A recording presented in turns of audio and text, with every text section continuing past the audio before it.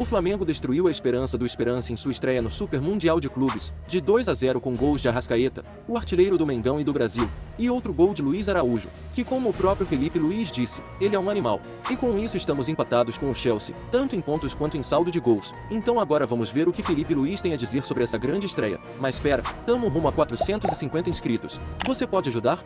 E é isso, vamos para a coletiva. Felipe, parabéns pela vitória, Simon do Coluna do Fla.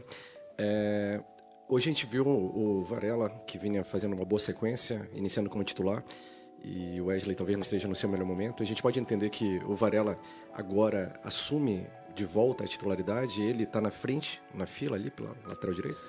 Não, nada disso. Foi uma escolha pura e unicamente pela característica do jogador que eu queria, pelo plano de jogo que tínhamos em mente. O Wesley está muito bem, vem da seleção, treinou muito bem, mas segundo eu estudei, eu achei que fosse mais um jogo pro Varela, tanto pela qualidade e característica pela número 11 deles, né, que jogava na ponta aberta, e também pela forma que eu queria que o time atacasse. Para mim o Varela encaixava melhor nesse perfil. Então foi uma escolha unicamente pelo plano de jogo. Boa noite, Sidney Marinho, da Litoral News, parabéns pela vitória. O time do Flamengo teve um comportamento bastante interessante, dominando o jogo, sendo muito pouco atacado pela equipe adversária. Se a gente for pensar em número de jogos, desde aquela partida contra o Botafogo da Paraíba, pela Copa do Brasil, a tua equipe não é vazada. Como é que você se sente? Queria ter o sentimento geral com relação a essa estreia, a forma pela qual o time atuou. Enfim, te deixou satisfeito? Claro que o resultado sim, mas a forma pela qual o time se comportou. Obrigado. Bom, não sabia desse dado, né, que você falou. Isso demonstra bastante a qualidade defensiva individual que tem os jogadores que entram no campo, que estão num grande momento, a qualidade da linha defensiva também dos volantes e do esforço coletivo em todos defenderem, né? A gente viu hoje um comportamento, Pedro e Arrasca voltando até a linha da área para defender, e é o que eu peço para eles, e eles fazem. E isso se traduz muitas vezes em dar poucas oportunidades de gols para o adversário. Então esse é o caminho, sempre falei. Para mim o ataque é muito importante, o ataque ganha jogos, mas para mim a defesa ganha campeonatos. Então temos que continuar insistindo, seguindo nessa linha. Sem nenhuma dúvida o próximo jogo nos vai exigir muito mais nesse sentido, né, da nossa defesa. Felipe, boa noite. Marcelo Correia da TV Globo. A gente viu você elogiando a movimentação do Pedro agora. A gente sabe que você cobra muito isso de todos os jogadores, e ele tem claramente feito um esforço enorme para conseguir acompanhar esse ritmo de pressão que você exige, mas ele tecnicamente ainda não está conseguindo entregar do jeito que a torcida tem na cabeça, a memória do que ele pode fazer. O que você acha que está acontecendo com o Pedro especificamente? É a adaptação ao sistema ou é realmente o recondicionamento dele, técnico e físico, depois de uma paralisação tão grande? O Pedro, a parte técnica, o refino com bola, todo jogador oscila, né? Ele não está tão fino como talvez ele, como você mesmo falou, a torcida reconhece. Mas é um jogador que sabemos que mais cedo ou mais tarde vai voltar a ter sua plena forma e nos vai ajudar muito. E aí já nos está ajudando, né? Então sempre que tem jogado, vem fazendo todos os movimentos e a função que ele está desempenhando é o que a equipe precisa. E conforme forem passando mais tempo, eu acredito que ele vai pegando mais ritmo, tanto de jogo como de treinamentos, porque nunca é fácil voltar de uma lesão onde você fica 7 meses sem jogar. E é uma coisa natural, e só depende agora dele ter esses minutos aí no campo, tanto em treinamento como em jogos, para poder voltar a ser o Pedro que conhecemos. Na estreia do Jorginho, havia uma dúvida sobre quem seria o homem do meio campo a fazer o primeiro homem do meio campo, a saída de bola. Ele, Pulga, né? Pelo que observei, numa parte do tempo foi o chileno que fez esse papel, o Jorginho um pouco mais à frente. Em alguns momentos do segundo tempo, o Jorginho até fez esse papel. Acabou sendo importante que o Jorginho iniciou a jogada do gol, passando a bola para Arrascaeta, e deu assistência para o segundo gol. Eu gostaria de saber como foi o ajuste durante a semana para que você definisse quem faria esse papel e de que maneira você ajustou isso, por que essa escolha?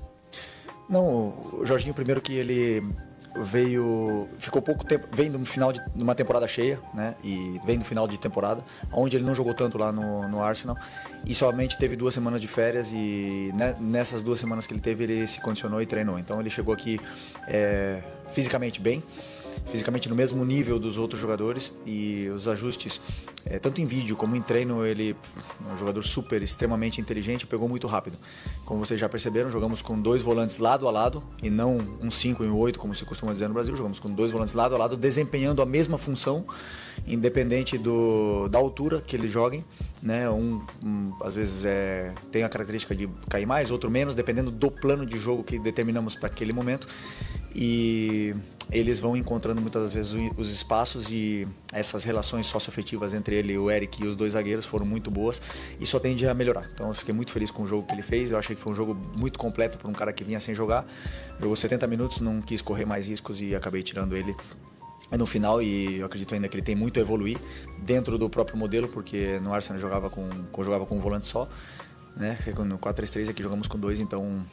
Mas respondendo a tua pergunta, que dei muitas voltas, eles jogam e fazem a mesma função, simplesmente lado a lado.